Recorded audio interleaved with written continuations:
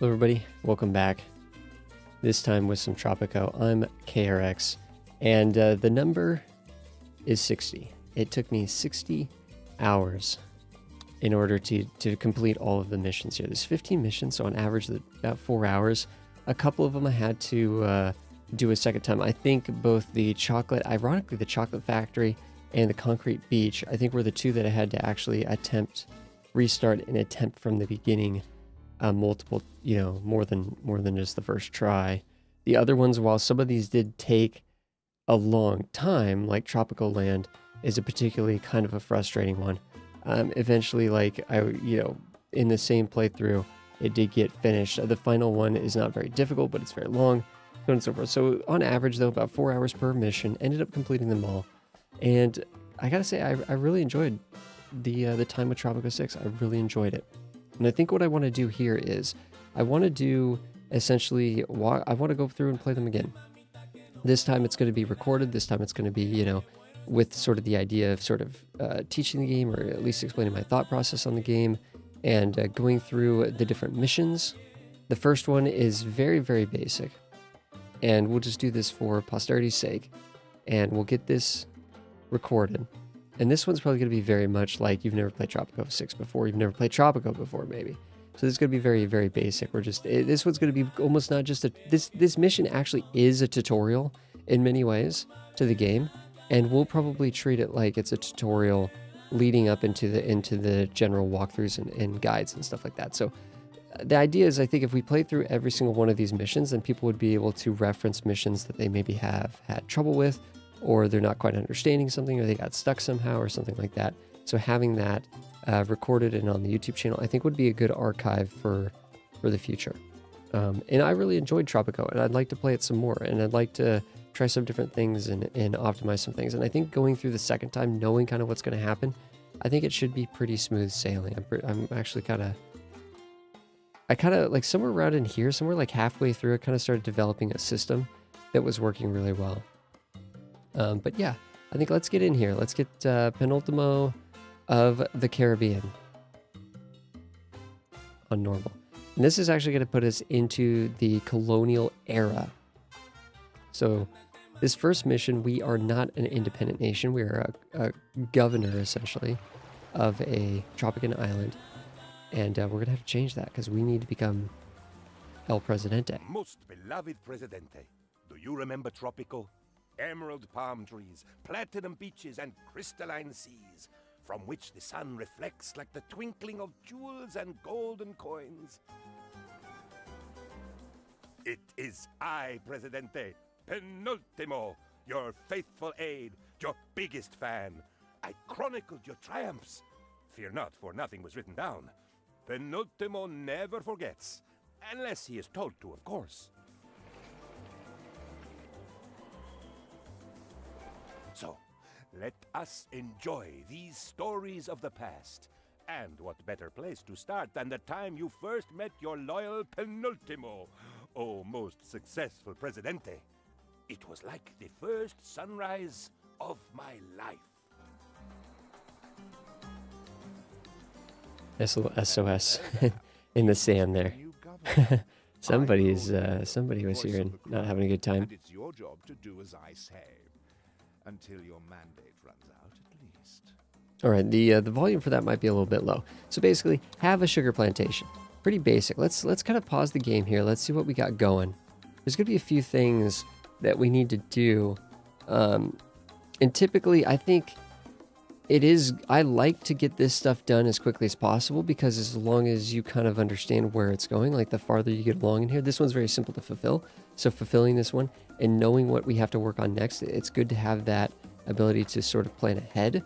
That being said, we also need to take care of our sort of internal economy. We got $8,000. If we don't do anything, we're just going to be bleeding that off. So we need to secure food for our people. Potentially, we could look at, we could go down to the overlays here. I don't think this is going to be a complete beginner's guide to Tropico. That probably would be something else. That would probably be something maybe presented in like a sandbox mode. But, just kind of, this is probably for newer players. Maybe not completely new players, though. So we can look here, kind of see what's going on there. We're not too worried about that. Heck, we don't even, there's no elections or anything like that either. One of the things I like to do right at the beginning is I like to put on ignore safety regulations for the construction office. Essentially what this does is it means that there's a construction rate of the workers is increased 20%. So basically it's going to build, the construction workers are going to build 20% faster, which is really, really nice. Each worker has a 10% risk of death on construction site. That's fine, because the truth is, like, these people are completely expendable. If someone dies, someone else will just fill in the ranks. I'd much rather these people be working harder. One thing that we could do is we could just spend a very insignificant amount of money to bolster the ranks here. So that's what we're going to do. We're just going to pay. We can't do this until the next era. We're in the Colonial era. World Wars is the second era. So Teamster's office, we have 6 people. We cannot expand that with the second shift. But we are giving the second shift to more hands to the construction office. We might actually want to just get a second construction office, but I think for a smaller mission, that's going to be fine. Getting another Teamster is always welcome, though. And again, I don't expect this particular one to be a huge city because this is essentially just the tutorial mission. So the other thing I usually like to do is if we don't have fish, I like to get going on fish. This just gives us a good amount of food diversity. There's really no reason not to have that going on. Is it going to let us build across here or not?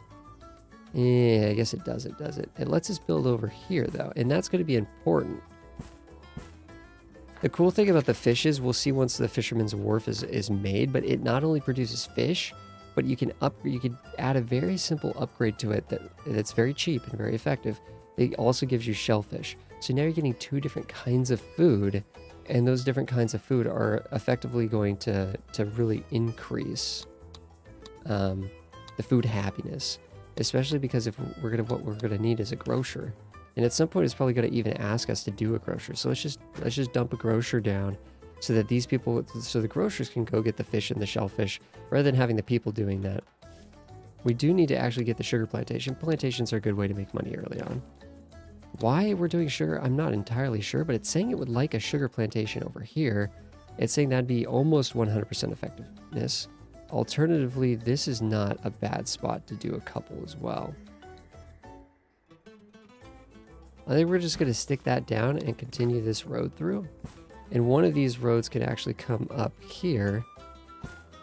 So there's kind of like on the maps, right? There's these defined areas, specific areas that are designed not for building. You can't build on slopes. You can only build on flat terrain. And you can't terraform anything in this game. So this slope right here just means that this is a space to build a road to go to another plateau. That's basically all that means, right? We have a little slip right here.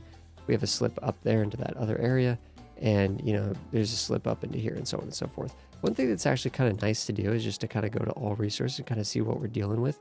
This doesn't necessarily apply too much with the first city. We do have a lot of gold out here, though. We could actually try to rush for this. We could just kind of build this through and set up a little gold community out here, and it'd be completely viable. Completely viable. Instead, though, because I've done this mission once before, what we're going to do instead is we're actually going to put in a logging camp down here preemptively. Because it turns out there's going to be a logging thing here. It's going to have us do some logging.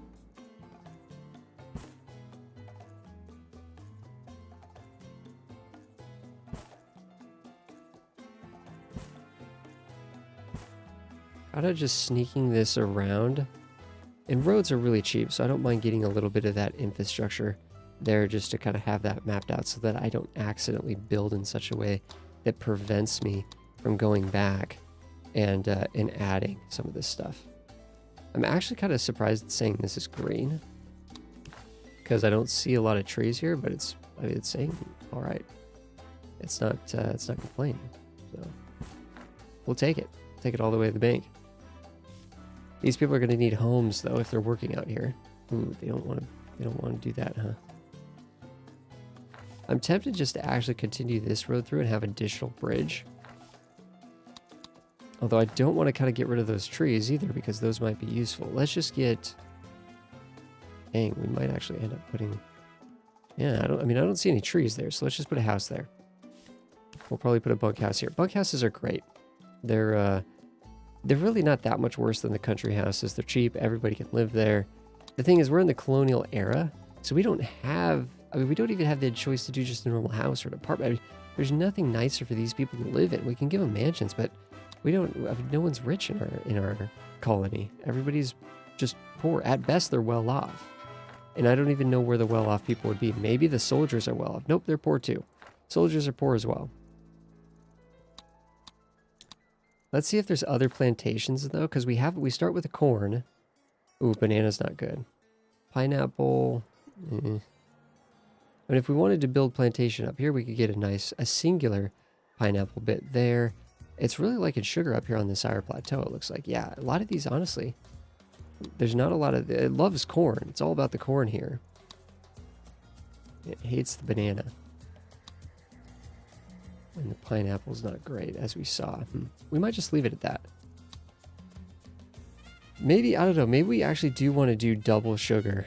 Maybe we do want to do double sugar. And if we're going to do double sugar, we should probably think about building one up here. That uses most of the space. It might clip that little corner right there. It's hard to see. And I think what we're going to do is we're going to... Ooh, I didn't want to destroy that entire road.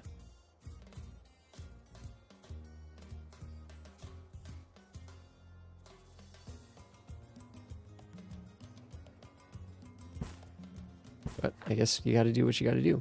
So that'll get that sugar plantation going up here. Again, probably a house for these people is probably pretty good. You know, also getting them like a chapel or something so they don't have to travel across the world would be pretty nice. They'd probably really appreciate that. We're going to have fishing and logging up here. We might even swing in the sawmill as well. The lumber mill, I guess, is as it's called. Except for it doesn't particularly like that location, so we need to redo this road. And that's something, that's kind of Tropico in a nutshell, to be completely honest with you, is road reconstruction. It's actually kind of annoying, but it's something you're just going to constantly do. I think really when it comes to the lumber mills, you probably want maybe 3 to 2, but there's a lot of factors there. So I don't think we're going to be able to fit in another wood cutting camp. Unless we stuck them way up there, which they're not going to love that. That's going to be rather inefficient, to be honest. But hey, you know, there we go. Let's keep some of the money in the bank. And let's, because I don't, we're actually going to want a newspaper. We are going to want a newspaper. That looks like it's going to grab everybody, all the homes that we've just put down. So let's stick it there. Newspaper is going to boost liberty, but there's also some elements to that mission-wise, story-wise. You know what? Maybe we don't need this. What's the point of this road? Can we put the circus in there if we get rid of that road? Yes, we can. And I like that. That's a relatively central. We're building a lot of economy out here. They can get back to there pretty easily. Circus is going to be way better than the tavern, but we'll give them a tavern just in case. Taverns are super cheap. We might need a library as well, because that's going to be how we get our research, how we unlock new work modes, and also how we get more edicts. Speaking of edicts, we could look here and see what do we like in this section. The mandatory siesta is not bad. This essentially increases the job quality by 15%, decreases the efficiency, though, of the workplaces by 12%. Once that levels up, you can see that because there's the stars here, this will level up, and the positive effects will increase and the negative effects will decrease. So this one, I actually really like mandatory siesta because it's a good way just to get job quality up, which tends to be one of the harder things to raise. Food for the people, capitalists are upset about that, but the communists like that. Increases the food quality by 10, but then citizens eat twice as much food. That one's also pretty good. I don't use it a lot, but that one's probably actually pretty dang good. I think for the most part, we're just going to unpause here. Oh, you know what? Here's something we've missed that we should probably get. We should probably get a pirate cove. Pirate coves will let us to start doing the raiding process. That's free money. What else can we do for free money? We don't need a dungeon. I think eventually it's going to ask for a fort and stuff like that, but I don't think we're going to worry about that at the moment. This is like sort of luxury entertainment. We don't have anyone that's going to be able to actually utilize that, and it's very expensive to maintain too. If we are doing sugar, we could come in with a real rum distillery. What am I saying? Ranches. I typically avoid ranches, to be honest. Sometimes you need them, and sometimes they're just part of the game, but part of the scenario. I don't think there's anything. We could mine coal just to mine it, but I don't know if we need to do that. Let's see if we can get another. Let's just do the 2 sugars. How inefficient would this be if we did put in another sugar right here? 63%. That's not good. That's 91 though. We could take that 90. Where do we get a 92? Didn't we get a 92 a second ago? Oh, we could bump this out even. Get a 99. Let's take the 99%. And then that's actually going to allow us to squeeze this into here, I think. In fact, I'm almost tempted to set this to low priority because I don't think we're going to need that stuff built very quickly. If we're getting too much, actually what we'll do is we'll leave the room is there for this, right? Let's cancel this construction completely. The room is there. You know, another circus out here would probably be amazing. Because we are going to be building out this way. And I'm telling you, those circuses are pretty strong. They're not the cheapest thing in the world, but they're pretty strong. And people are all about the circus life. Get 1 bunkhouse. Then we might actually just come in with some country homes. To kind of squeeze into these awkward bits. Where nothing else would actually really fit. There we go. We're moving. We're moving. We could set up a trade route. Sugar. We're probably going to get a mission to do this. I'm going to keep this on the lower value here, just so that we can cycle through this quickly. So we're going to sign that for 600 sugar. And we're probably going to keep the rum distillery on a low priority. We're also going to make the sugar plantations on a high priority, because I'd like to ship out some sugar before we start turning it all into rum. That'll get us. Then what we got to look at here is unemployed. We have 30 unemployed. Only have 7 vacant jobs. That's about to scream upwards. Let's go up to speed 4. That is about to go way the heck up. Have a rum distillery. We're working on that. We're working on that. Produce corn. That's going to happen automatically. So we're just going to accept the revolutionary demand. We're producing corn right here. So that's not going to be a problem at all. However, we might actually want more crop. What is this? This is a cattle ranch? Okay. It's nice to have choices, isn't it? Fulfill an Choices export like... trade route. That's what we're working on. We're working on trading away. There's actually one for rum here.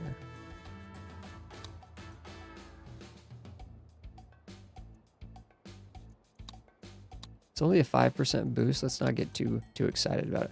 Let's spend 1,000 to get both of those. So regardless, we'll get one of these done. And we just don't have enough workers. They're actually filling up the plantation. That's good. We set those to high priority and they're getting filled up. I think the other thing we're going to really want is the fisherman's wharf here. Nice. We got this. So let's actually do on Dead Man's Chest work mode. Again, this is another one that has to do with people dying. Way more efficient, way faster mission durations. I mean, the duration of missions is decreased by 50%. That's amazing. 20% chance to die on the mission, we don't care, because there's going to be someone else to file in line. The only tricky thing about this is, I thought it required high school. I thought that required high school. It does not. So what we could do is we could try to double up on sugar to get more sugar for the rum, but I think we're going to have tons of sugar. We're going to have tons of sugar. Let's actually take something that'll diversify. See, I like the gold just because, it's gold. But if we could take something that'll diversify our food so that we could actually eat the pineapple and then we could just sell. Actually, the logs might even come in handy here.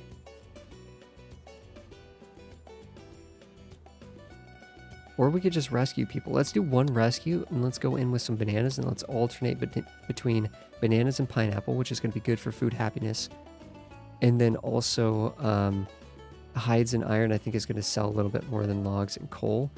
but the logs will feed into our thing. Okay, so this is cool. So we just finished the corn. Very simple, right? Very basically just kind of gives you a free mission there, a free little reward because we're already making corn. The game knows it. So typically a random blueprint is going to be worth more than 2,000, but it's a random blueprint, so you don't know what you're going to get. 10 revolutionaries right now. This is important because one, we know we're going to have a shortage of workers in the early game. And then also because we need these are revolutionary immigrants. These are people that want their independence. And we're going to set this to the independent on the newspaper, the works. What this is going to do is it's going to, is it kind of clipping that a little bit there? There we go. Citizens living in the vicinity of the newspaper have a 25% chance to shift their political views towards a revolutionary faction every time they rest. Does not stack, blah, blah, blah, blah. There we go. The sugar is gone. So there's no longer, okay, so this is kind of an interesting choice here. When this 6 years is over, we lose. This is the mandate that we have to rule this colonial island. So we need to be extending this. I know that 2,000 looks kind of nice, but we don't need that 2,000. It's not enough. It's not enough for us to care. A lot of these are probably going to be empty. A lot of these are probably going to be empty. Complete a loot raid. We are going to be working on a loot raid after we do the rescue many. So we're going to rescue many once, and then we're going to feed into loot raids. This means that we are now working on researching.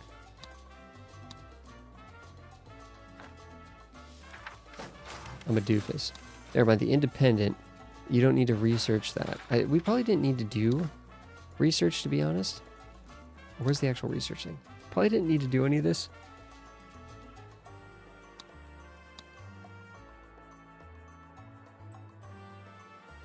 Whoa, guys. Big sneeze just came out of nowhere at me. I think I got the mic muted in time, though. Okay. So I think what we'll do is I like Employee of the Month. And then I think we actually might want to actually research the library work modes and see what that gives us. We don't need the circus. We don't care about that. Some of this other stuff we could just grab just to have. That probably isn't even that required. We didn't need to build a library, but we have one anyways. We have one anyways. Do another export trader. We're working on that. Once this is done, we're going to be doing rum exports.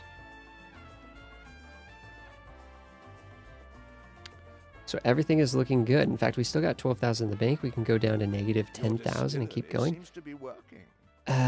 We know we're going to finish another mandate. We might take the 3,000 because now it's 3,000 against 12 months, whereas usually it's 2,000 against 18 months. I think we'll take the 3,000 here. These missions will continue to give us more mandate anyways. Build a Teamster port on each of the 3 other islands. I actually don't remember that. So we need Teamsters ports. These are 1,700 apiece, which is pretty cheap. And we just need to stick them on the other islands. So let's do one there.